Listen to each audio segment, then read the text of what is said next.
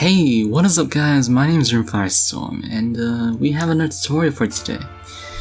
Hopefully, just like the other one I mentioned multiple times in that other one, raising spike traps, hopefully this one gets released near that one, because this goes hand in hand with that one, so if you want to use Out of Sight and Veil, and you're watching my tutorials, and you also want to make spike traps, you might want to watch that one first. Just as a little precursor to this one. Anyways, this one's about Out of Sight and Veil, which I might have to refer to something else because that's going to be a mouthful when I talk about it a lot in this tutorial. Maybe I'll just call it invisibility or something like that. Camouflage, maybe? I don't know. But basically, it's an ability that lets you, well, for one, hide from spikes so you can't get damaged by them. But in this tutorial, we're also going to be demonstrating how to use it as a means of not making enemies chase you, like making them stop chasing you, via Yanfly's Event Chase Player plugin, as well as eavesdrop on certain NPCs based on your location and their location. Well, a non-moving one. And that is directly inspired from Paper Mario Dolls on Your Door. So with that said, let's get on with the tutorial because this one's quite a long one, but it might have short segments. Alright, now let's talk about plugins, switches, variables, and common events. Let's start off with the plugins. Now, as I mentioned earlier, we will be using Event Chase Player because, well, Yanfly made a plugin that lets events chase the players like on the overworld. So if you're doing an overworld-based encounter system, this skill might be useful for you. But basically, we're going to be using Yanfly's plugin just for that. We also have Yanfly's Button Common Events plugin, which will let us, well, put Veil, Out of Sight, the invisibility skill, on a button that isn't one of the main buttons. And I put it on A, just so you know, because I like using the button that's very close to Z, but that's not really important. Let's go to our database so we can cover our switches, variables, and common events. Going on over to our first variable. Actually, I don't even think...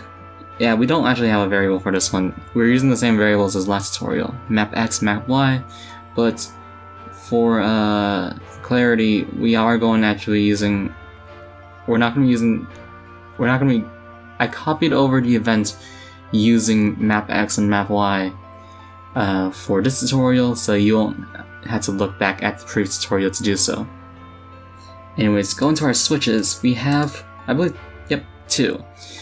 Here we have Hidden Away, which will check whether or not, or at least will activate upon the player hiding away. We also have the Eavesdrop skill, or switch, which will basically get activated whenever Hidden Away is activated. Will basically be there to check whether or not the player can eavesdrop on a particular NPC, if they're within their range. Going on to common events, our Out of Sight / Veil skill, our invisibility skill, and gotta start saying that. We're going to be checking if the Hidden Away switch is off, which is typically turned on using this particular button. We're playing a sound effect and turning on both of these switches, Hidden Away and Eavesdrop, and the player will slowly fade out. Now, if we ever want to turn off the invisibility skill, we'll be using this common event, which will be triggered with an auto run, or at least will trigger an auto run event, which is this event, and will be triggered with the Hidden Away switch. There's a reason why we're not using the eavesdrop switch. One reason being that I put Hidden Away here first. The other reason being eavesdrop is going to be turned off actually before the player turns off invisibility. So we don't want that to happen, so we're going to be using Hidden Away for that. Anyways, we're using auto run in this particular event because the player won't be able to move during an auto run event, so that's particularly why we're using it. Anyways, if the player presses cancel, because we're not actually going to be easily able to check if a player presses, say, the A button using conditional branch, because I don't think you can do that easily. So we're using the cancel button. We're going to play a sound effect, and then we're going to have the player slowly fade in. Now we're doing the fade-ins and fade-outs using decreasing and increasing opacity respectively, just so we're aware there. So it's more, just so I can explain there, just so I can reiterate that a little bit further. And we'll also be turning off both the hidden away and eavesdrop switches, although I'm not sure if the eavesdrop switch turned off. The turn off for the eavesdrop switch is really necessary since we'll be doing that during normal gameplay anyways. Alright, with that said, we'll be going on to the next part of the tutorial. So, I didn't mention this yet, but the format of this video will be as follows. We'll be talking about each specific mechanic / feature of the Veil out of sight invisibility skill individually, and then we'll be showing a demonstration for that particular feature right after that particular effect. So, for example, we'll be covering spike traps first, then the enemy encounter feature first, and then we'll be talking about the eavesdrop ability. So first off, we're going to be talking about the spike trap interaction, which, okay, actually we don't have to do much about it. This is going to be a very useless section. Basically, remember that, so again, this particular feature revolves around the feature we covered entirely in the previous tutorial. But basically, all we have to do here is check if the hidden away switch is on. And if it isn't on, actually, we can just put if hidden away is off and do that instead. We don't have to put is on here. Basically, if hidden away is off, we'll make sure nothing happens. I mean, actually, no. If it's off, then everything normally will happen. If it's actually on, so I guess we do need it on. Actually, forget what I said earlier. Basically, if hidden away is on, nothing will happen, and we won't be going through this entire set of events here. And that's it for this segment. It's really short, but I will be going over the demonstration right now. Apparently it won't. Does the auto movement thing with the mouse not let you pass through events? Because that'd be really weird. It didn't let me pass through the spike even when it was lowered. Anyways, hey, let's go to the demonstration first of all. Basically, if I press the A button, the invisibility skill, I'm slurring my words because I'm very tired. I'm using invisibility here with the A button, and I'll have to press the cancel button to get out of it because I cannot use the A button to get out of it apparently. Wait. Can I? No, I don't think so, because it's not part of the auto run event. I'm not really sure. Unless I made that parallel. I can't make it a parallel. Okay, I don't know why I'm thinking about this now. Anyways, if we go into the spike trap and press the camouflage button, I'm calling camouflage and invisibility now, as you can see, I did not get pushed back, and I can safely cross through with ease. However, if I turn off invisibility while the spikes are out, that happens. So at least it's working fine and well. So we'll be going on to the next segment, which is the event movement AI make them not chase you part. Alright, let's do this. Going over to the enemy AI interaction, and if you'll excuse me for just a sec, I will be taking away these pots. And, well, basically, if you don't know what happened there, you might want to watch the pre-tutorial just for that. Don't, actually. It's because I didn't want this bat to move all the way down here, which is why I put the pots there before the demonstration. Could be moving Runefire here as well. Anyways, going into the bat event, I'll be showing you how to actually do the event chase player setup, because I don't know. I'm not doing this to extend the length. I'm just doing this in case you haven't watched the Yanfly video, which I guess wouldn't make too much sense, but I will be checking and telling you about it. Anyways, we'll be using this script call called this._chase range equals x. We'll be doing that by going to the autonomous? It's autonomous, right? And this is the only time I've seen this word. And going and setting it autonomous movement and setting the type to custom so that we can actually alter and modify this NPC/events movements. Go into route here. We'll be setting it to move at random. This isn't a requirement, but if you want your enemies to move, then you might want to set to move at random. Because this is the only way you can basically make it move at random, otherwise you'll have to not use custom route. Anyways, we'll be using this script command here to insert this particular script. And basically this will check if the player is right in front, or it's somewhere in front of this particular event. I don't think the plugin video really explains that too well. But there is another script that makes it so you can make it so the event, if you're, okay, basically there's another script call that checks if you're basically just within this range, but you don't have to be in front of the event. But in this particular tutorial, we do want it so that you're in front of the event, so that they actually see you, and so it's more like, you know, an overworld encounter. We're going to be setting it to 4, but you can set it to whatever you want. We're also going to be repeating movements because move at random kind of needs to be repeated. Not sure what happens to the script. I think you have to do repeat movements for the script. I'm not exactly sure, but you can probably check the video on Yanfly's website or on YouTube to check that out. But basically the only thing we're doing here to change so that, well, the invisibility skill will cause this enemy not to chase you. Basically going and copying this page or making a new page, turn the switch condition for hidden away, so that if this switch for hidden away is turned on, basically this bat will have autonomous movement set to fixed, and will not move at all, which will indeed make it stop chasing. But the main thing here is that we're not using this not chase range, so that's why it's not chasing technically. Other than that, yeah. It took way too long to explain this one thing, but I want to explain it thoroughly. Alright, going into the demonstration before going on to the final, basically, segment of this tutorial. Remember what I said about the auto movement thing, not the auto click movement, not making me pass through the spikes?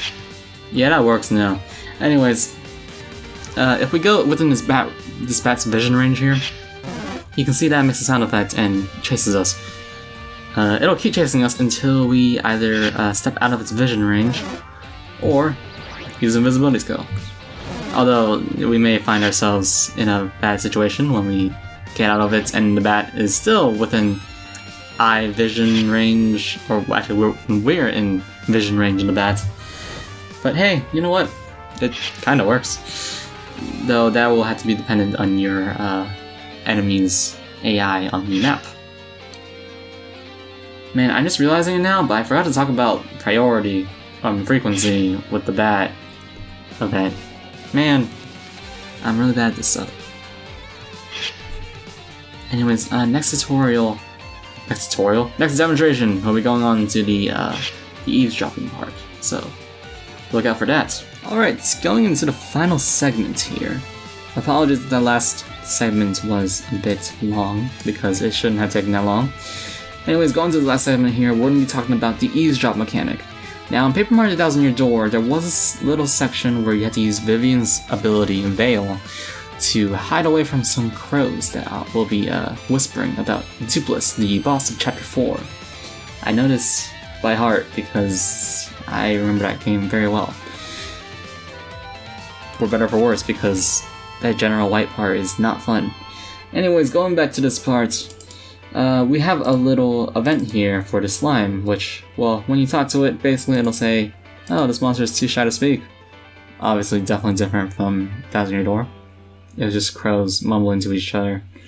Well, we want to keep, or take notes of the slime's event position, which is 4113. Or map position, sorry. It's 4113. As I mentioned in the last tutorial, basically, there's probably an easier way to check for the slime's position because apparently you can check the map X and map Y of the slime. So you'll have to use, well, you probably have to use more map variables. You probably have to use more variables for that. And we're not using any more variables for this one, so I don't know. Anyways, going to our very complicated events list here.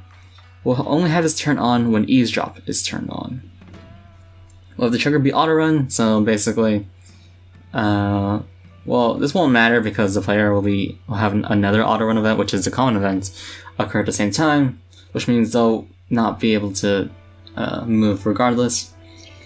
First, just like in the last tutorial, we'll be checking for the player's X and Y value, doing this with the game data and controlling variable for the game data of the max X player, or map X of the character player.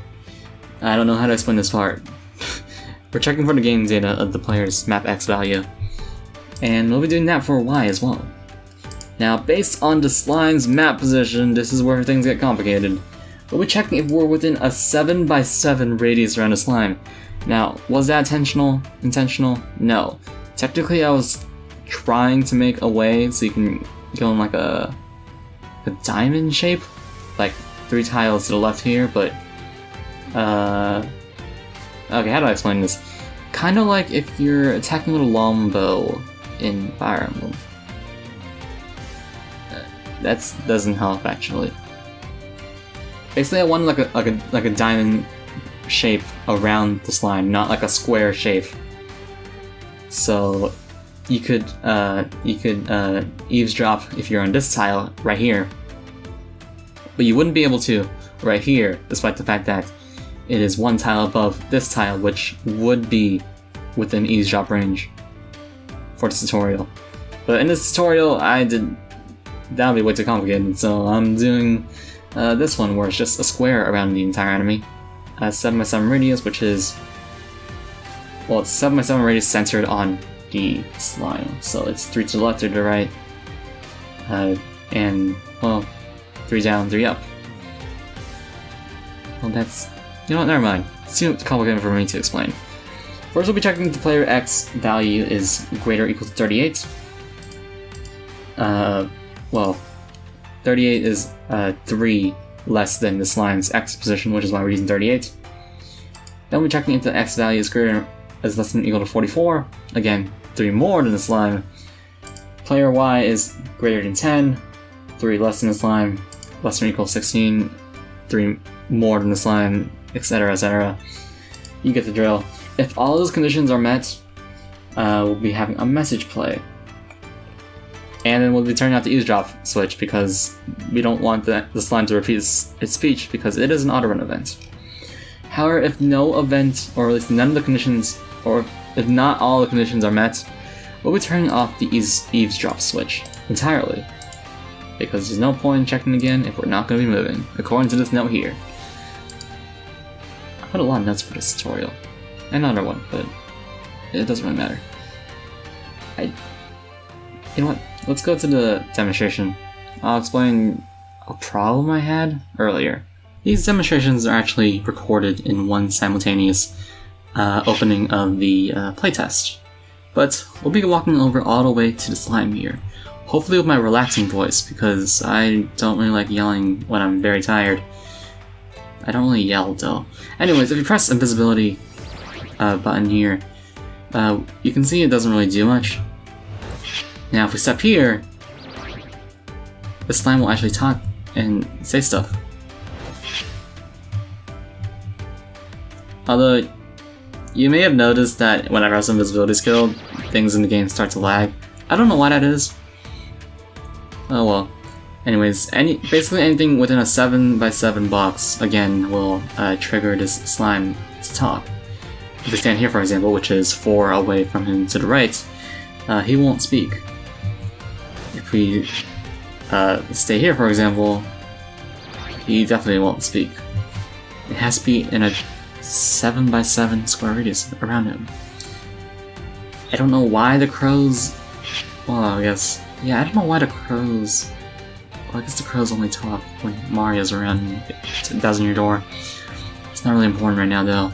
I'm going way top in this demonstration. I'm really tired, you can tell. Alright, we're going to the outro now. See you there. I'm not realizing I said earlier at the end of one of the segments instead of later. And I don't know why, but I'm gonna keep that in. Anyways, welcome to the end of the tutorial. If you ever find me being very quiet, which won't be the case because I will be compressing the audio so it's very loud, it's because I am tired, I guess. I'm just tired. Anyways, besides that, I don't know how long this video is gonna be. Well, I kind of do know. I recorded half the recordings. I just still need to record demonstrations because that does not require OBS. We'll see how long this is. It's probably gonna be longer than the other one because there's so much stuff to cover. I actually thought it might be shorter because the topics are kind of something you would just cover in like a minute or so. But I guess not, because I covered most of them in like 3 minutes each. Wow, that is a long time. Besides that, I also apologize for the fact that the events chase player segment was a little bit longer than expected. Because I'm honestly apologizing for that because I should not have took so much time to explain. But, you know, I am way too tired to record that again. Yet I'm still not too tired to record the other demonstrations. All of the demonstrations. With that said, this tutorial is over. I'm recording both of these tutorials in one night, so I can hopefully edit them right next to each other. And also, as I mentioned in the previous tutorial, I'm gonna say this again, but I'm thinking of making another tutorial, and I'm hopefully gonna upload it on my birthday. We'll see about that. I had to record a lot of things for my birthday, because I usually do birthday specials every year, as of 2 years ago. With that said, thank you guys so much for watching. And I will see you in the next tutorial, hopefully. Alright, see you guys and stay safe.